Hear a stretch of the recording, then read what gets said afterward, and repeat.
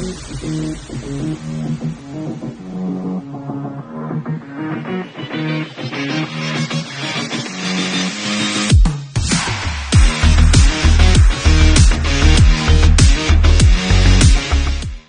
Husker fans, to Big Red Radio, the Husker Talk Show. I am your host, Caleb Jenneret, and next to me is my co-host, Zach Jenneret. Zach, how are you today?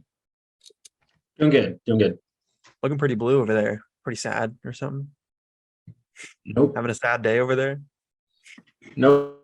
Just living in the blue skies of Husker Land right now. Okay, so before we start, comment down below your score prediction for this weekend's homecoming game against Indiana for a chance to be mentioned in next week's episode. The closest score or the correct score, if someone predicts the exact score, will be mentioned in next week's episode. So look out for that and comment down below. Social shout outs, Twitter, Facebook, Instagram, TikTok, and Facebook.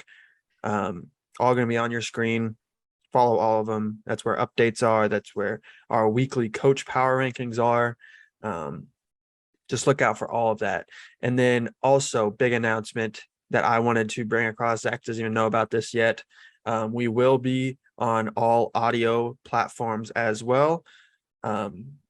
Spotify, Apple Podcasts, wherever you get your podcasts, we're going to be on there. If you guys can't and don't have time to watch the video, you can just head over to the podcast audio. It'll come out at the same time, around the same time. I can't promise that it'll come out exactly the same, but it'll all come around the same time, at least the same day. So yeah, keep a lookout for that. It'll be under the same thing, Big Red Radio. Nothing will change with the video. Nothing will change with how many videos, how many podcasts. It's just going to be what you're seeing now can also be seen on the audio listeners platforms as well. And what you're hearing right now, if you're listening to the audio currently, you can see on the YouTube channel at Big Red Radio. So yeah, that's all I got before we start. Zach, you want to mention anything before we get into our Indiana preview? No, I don't think so. Oh, reminder, Zach's going to be at the rail yard this weekend. So find him, look out for him, do anything you want.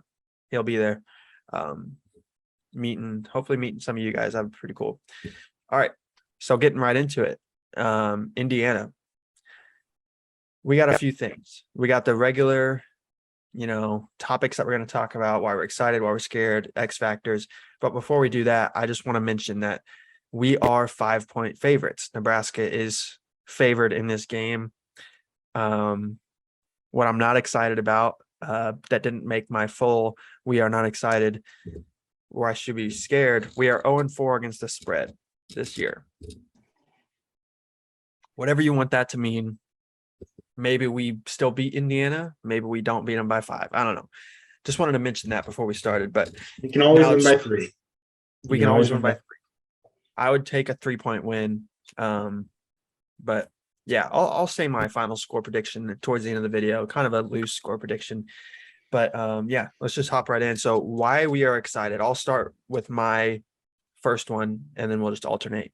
So first reason why I'm excited is we're coming off a bye week. We had plenty of time to digest all the changes and all the game plan. Mickey has had plenty of time to game plan. Apparently he's been so devoted to this week. He didn't even know his brother's team won on Sunday or lost. They lost. They lost on Sunday, but he didn't even know that until the press conference. So super excited for that. Mickey Joseph seems like he's dialed in and has plenty of time to prepare. What do you think? What do you think is your number one reason to be excited? What really excites me is the atmosphere. It's not only the homecoming game, but it's also a night game. Like you said, to start off a bye week, so no one's seen them play in a week. So the atmosphere is, I think, going to be incredible there, and something that a lot of these Husker players haven't seen before. And so that's why I'm excited. Yeah, definitely. Hopefully there's a lot of excitement in the air, as much as there can be, I guess. But yeah, that leads kind of into my second reason why we should be excited is we can't really play any worse than we did against Oklahoma. It's only up from here, in my opinion. I don't think it's going to get that bad. Maybe the Michigan game gets kind of close to that, possibly, but I don't think any of these teams have the ceiling of Oklahoma that can just go out and dominate an entire game. So pretty excited to know that at least we're probably not going to get blown out. Yeah, and then this is kind of a weird one, but I am also excited that our defense is switched to the simple yet effective approach. And so we know that Indiana is, they say, one of the top 10 fastest teams, not as far as speed, but as far as tempo in the nation. And so on the defense, I like how Mickey Joseph was saying, like, you gotta get the calls in, and the players got to get the calls to the players, things like that, all before the offense even snaps the ball. And so I like how he said that it's just one word calls, one word to the players, one word from the backers to the linemen, one word from the safeties to the corners. Like, that's it, one word. And then everyone knows what they're doing off of one word. And so I'm glad that we switched from that, and now that we're tackling in practice. Yeah. Simplicity is definitely going to be big on defense this week, especially with tempo. But my final reason to be excited is it seems like we got the staff under control for now. There's no more guys on the hot seat. Mark Whipple's been fine all year. I don't expect him to get fired. Obviously, Mickey Joseph isn't going to get fired. And then Bill Bush just stepped up into the D coordinator. I don't think, even if the defense plays bad, I don't think he's getting fired. So I think for now, the staff is under control, and we're going to have some continuity in the staff, and it's not going to just be turnover. We're not going to really know what's going on. All this confusion happening. So I think that's a good reason to be excited for sure. Yeah, and then final for me, it kind of goes with your bye week one. But these players are well rested and have forgotten about the Oklahoma game. Really, I know a lot of them were saying last week it was Nebraska versus Nebraska. They were just playing each other. There was a lot of competition in there, and I think that's a great way to forget a loss like that. It's just go out and compete against each other instead of someone that has already beat you. Yeah, 100%. I think competition is always good, no matter what level you're on. Whether you're the worst team obviously, if you're the worst team in college football, you're going to need competition because someone needs to step up. But even if you're the best, you don't want your starters to get complacent. You still want those guys to challenge the next guys. So no matter where you are in the totem pole, I think competition is always good. But yeah, moving on to why we are scared, and I think there is a big glaring reason to be scared. And Indiana passes as much as anyone in the nation. And we saw what happened when Georgia Southern just threw it, just continued to throw it. Nothing good happened. And our defense has continued to play 10 yards off the ball, just allowing these short passes, which is what Indiana loves doing. Indiana's quarterback has completed 30 more passes than Casey Thompson for about 100 more yards, 170 more yards. So that tells you that they like their short passes. That's been Nebraska's killer. And I think, as you mentioned, the tempo, at least from what we've seen so far, it's not going to be a good thing. It's not going to be a good thing if they run up tempo and just throw these short passes continually, because that's just going to eat us up. And our defense hasn't shown anything that says we can stop that yet. So hopefully Bill Bush and Mickey Joseph have made some changes, which I think they have. They're really pushing simplicity. So hopefully they have made some changes that'll combat that a little bit. Yeah. So I was also going to say that the key matchup here is definitely the Indiana pass offense versus the Nebraska pass defense. Seeing a stat here that no team in the nation has actually thrown more passes than the Indiana Hoosiers. But at the same time, only 17 FBS teams have completed less of them. So Connor Bazelak, the Indiana QB, he is 3-8 with 12 picks on the road against Power 5 teams. And this is like I was saying, an atmosphere like he's never played in, an atmosphere like he'll never play in again. But then again, Nebraska is also 115th nationally and last in the Big Ten in passing yards allowed. So hopefully we don't, but that definitely scares you. Yeah, definitely. So my second reason is hopefully something that's not true anymore, but it has been true. Nebraska's never played well off a bye since Frost was hired, and maybe getting rid of Frost changes that narrative. But we're yet to see that. And after a bye, I think it's safe to say that Nebraska the last few years is pretty destined to lose. So I hope it's changed, and I hope it's different for sure. But I think that's something to worry about. Yeah. Another thing that scares me here. This Indiana team is not a bad team, right? Like everyone's kind of, it seems like the media is kind of going in the way of Nebraska should walk on this team. But I mean, yeah, 5.5 point favorites doesn't mean we should walk on them, but like Indiana's not a bad team, and we're not a great team. I mean, I think we need to, settle into reality and be like, sure, we had a bye week. Mickey Joseph sounds incredible on the mic. He's getting all the fans hyped up, and all the players seem happy, and all the players seem energetic and everything. And Indiana did lose to Syracuse, and whatever. But we lost to Georgia Southern, so we can't go too crazy there. Yeah, so I think people that scares me that the media is kind of portraying this as Nebraska's homecoming, dream that they're just going to walk all over this in the end. Yeah, no, I definitely don't think people realize like what's in store, I think. And I think Indiana really attacks the weakest point of the Nebraska defense. And I think, I hope it's changed. And I think people are banking on the fact that firing Chenander is just going to change everything. But you got to realize that this defense has been learning the same system for years since Chenander's been there. So it's going to be quick if you're just going to change it, which I don't think they're just completely flip-flopping the whole scheme, but also, I mean, some stuff's going to change, and you're going to have to learn some new stuff. So I don't know. I think, yeah, as you said, I do think the media is a little high on the blowout percentage is maybe what I'm trying to get at. But my third and final reason on why we should be scared is firing everyone in the middle of the season rarely leads to anything good.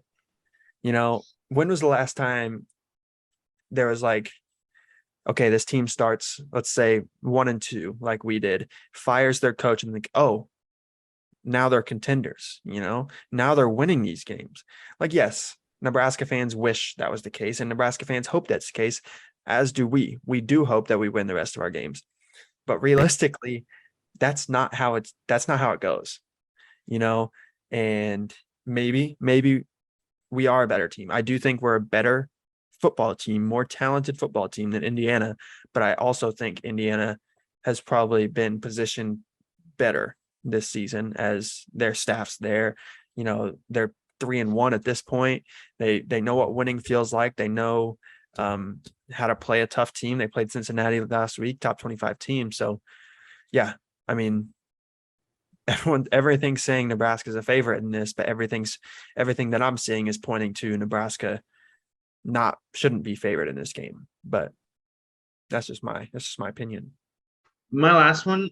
So this is the third time these teams have met since Nebraska joined the Big Ten in 2011.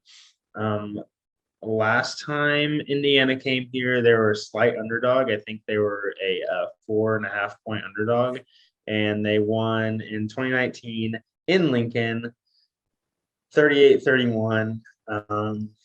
In which Indiana's coach Tom Allen called it a program-changing win.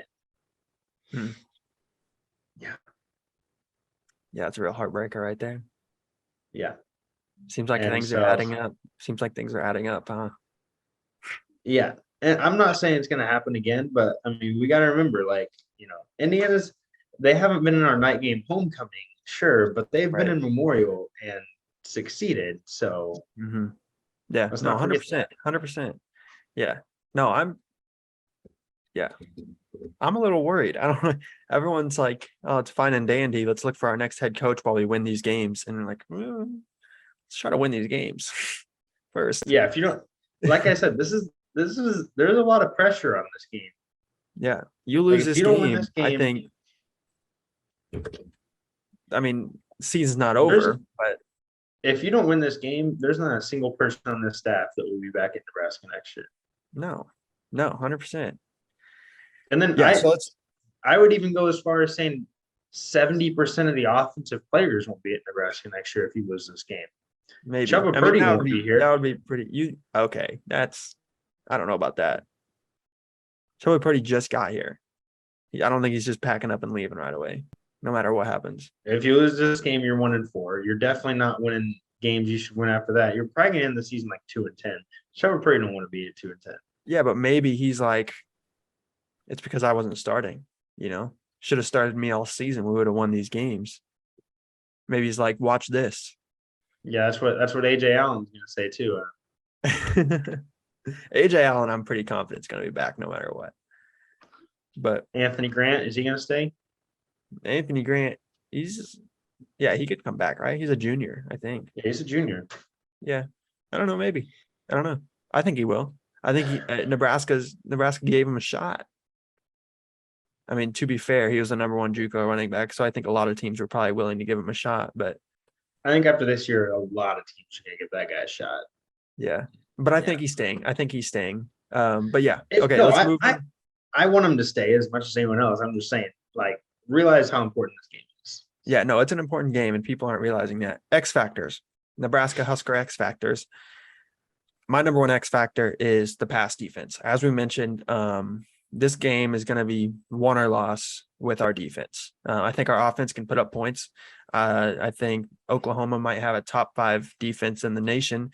If you ask Adrian Martinez, it doesn't matter. But I think Oklahoma's defense is definitely the best we're going to see all year, however you feel against Michigan's defense. But I think Nebraska's offense can put up points against a lot of good teams. So I'm not worried about putting up points in this game. I'm just worried I don't want to give up, 45, 50 points like we did in the Georgia Southern game. And I think Indiana's a more talented offense than Georgia Southern is. So I think the pass defense is going to be an X factor. What's your first one? My first one is not the pass defense, but the pass rush. And so Ochuan Mathis, Garrett Nelson, Luke Reimer on blitz, like you got to get to the quarterback. You have got to get to the quarterback. I believe Nebraska has given up over double the amount of sacks that they have gotten since this season, I guess. And so, like I was saying before, sure, Indiana passes more than anyone in the country, but at the same time, their quarterback is 3-8 with 12 interceptions on the road against Power 5 teams. There's a reason for that. It's because maybe not in those 3 wins, but in those 8 losses, I guarantee you, because he played at Missouri before this, and so it was against SEC teams. I bet he was getting pressured back there, and that's why he threw those picks. Again, only 17 FBS teams have completed less passes or a lower percentage of passes than Indiana has this season. And so if you can get to this quarterback, it doesn't matter if they're throwing or not, he's going to, make mistakes back there.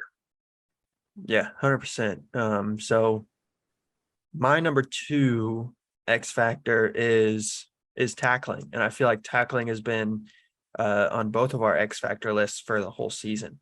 We're going to have to see how the tackling's changed. If it has changed, it has to change. You can't beat any college football team the way we've been tackling. I mean, it looked better against Oklahoma for the first half, maybe. And then it just fell the first 5 minutes. First 5 minutes. But even the first quarter, like we were still tackling well.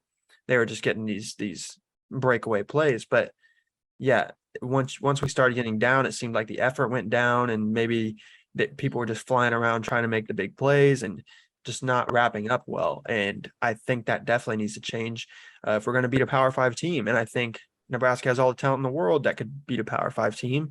It's just going to come down to these little things. And I think tackling is the most important of those little things. And I think in order to win this game, you're going to have to tackle well. Yeah, my second X factor. And so going into this, there's only one way to guarantee that the Nebraska defense will not get scored on, and that's if they're not on the field, right? And so how do you do that? You give the ball to Anthony Grant, you give the ball to Gabe Ervin, and you run it down their freaking throats. Indiana's rush defense is nothing special. It's not Iowa, right? It's not Michigan. It's not Ohio State. It's not Oklahoma. It is better than ours. It's better than ours. It's better than our freaking wet tissue paper of run defense out here, but it's not great. And I think arguably we have the best back in the Big Ten. I'm sure you could throw Wisconsin's running back up there. Braylon Allen's pretty good. Yeah, Braylon Allen. You could throw Blake Corum is a beast. There's a reason Blake Corum is top 10 in the Heisman race right now. So you could throw those guys up there, but I also don't think Anthony Grant's been given the chance that those guys have given. Wisconsin always has possibly the best line in the Big Ten. Like those guys are just freaking tanks up there. Michigan obviously has a good line. I mean, that's a good team. Ohio State has a good line as well. They don't run the ball nearly as much as those other teams. But yeah, Anthony Grant has had 3 straight 100-plus yard games before Oklahoma, and I think the only reason he didn't get it in Oklahoma is because he didn't play for the second half, and he still had like 45. So he would have got it had he played the second half, I think. And like I said, the only way to keep it away from a high-tempo Indiana offense against our low-tempo Nebraska defense is to keep him off the field, right? Mm-hmm. Keep the ball in Grant's hand. Keep the ball in Gabe Ervin's hands.